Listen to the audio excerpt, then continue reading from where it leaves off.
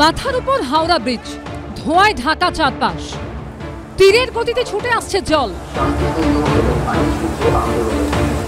তার মধ্যেই জাতীয় পতাকা হাতে পুলিশের ব্যারিকেডের দিকে এগিয়ে যাচ্ছেন এক বৃদ্ধ।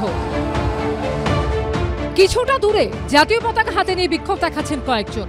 ছাত্র সমাজের নবান্ন অভিযানে মঙ্গলবার এভাবেই তুলকালাম পরিস্থিতি তৈরি হলো হাওড়া ব্রিজের উপর।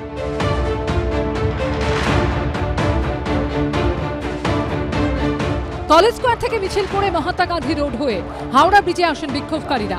এখানে আগে থেকে ব্যারিকেড করে রেখেছিল পুলিশ, মোতায়েন ছিল বিশাল পুলিশ বাহিনী।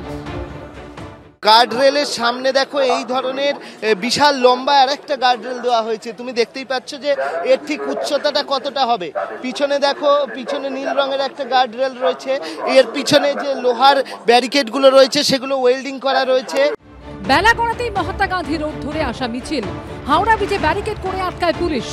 প্রথমেই একের পর এক গার্ডরেল রাস্তায় ফেলে দেন বিক্ষোভকারীরা। জাতীয় পতাকা হাতে মূল ব্যারিকেডের উপরে উঠে পড়েন এক যুবক।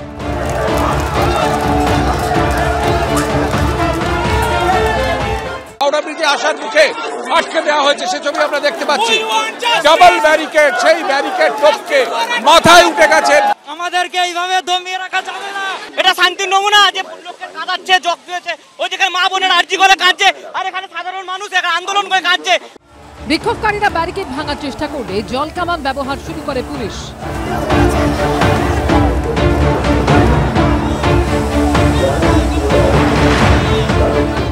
কাঁদানে গ্যাস ছোড়া হচ্ছে, অর্থাৎ কাঁদানে গ্যাস ছোড়া হচ্ছে, জল কামান ছোড়া হচ্ছে। সব মিলিয়ে এই জনতাকে ছত্রভঙ্গ করতে অতি তৎপর পুলিশ। রীতিমতো রণক্ষেত্রের চেহারা নেয় এলাকা। ফের আমরা দেখতে পাচ্ছি টিয়ার গ্যাসের সেল ছোড়া হয়েছে। এখানে পুলিশের পক্ষ থেকে টিয়ার গ্যাসের সেল চার্জ করেছে। একদম হাওড়া ব্রিজের এখান থেকে মাঝে মাঝে আওয়াজ শোনা যাচ্ছে এবং তারপর টিয়ার গ্যাসের সেল এই মুহূর্তে দেখতে পাচ্ছি যে ফের টিয়ার গ্যাস কিন্তু পরের পর চার্জ করা হচ্ছে। এই মুহূর্তে ওইখানে আমরা দেখতে পাচ্ছি টিয়ার গ্যাসের সেল এই মুহূর্তে পড়লো সামনে, আমাদের সামনে একদম টিয়ার গ্যাসের সেল। এরপর একসময় কাঁদানে গ্যাসের শেল ফাটাতে ফাটাতে বিক্ষোভকারীদের এমজি রোডের দিকে হটিয়ে দেয় পুলিশ।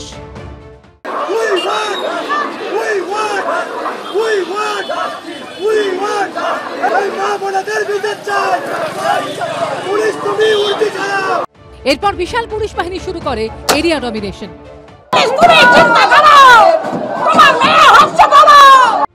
এক মহিলাকে চাংদোলা করে তুলে নিয়ে যায় পুলিশ। আমি এসছি, একটা মেয়ে এইভাবে হারিয়ে গেছে, আজকে আমিও তো একটা মেয়ে, আর কিছু তো নয় দিদি। দুপুর 12:30 থেকে যে অশান্তি শুরু হয়েছিল তার সামাল দিতে পুলিশের বিকেল 5টা বেজে যায়। কৃষ্ণেন্দু অধিকারী, অর্ণব মুখোপাধ্যায় ও উজ্জ্বল মুখোপাধ্যায়ের রিপোর্ট, এবিপি আনন্দ।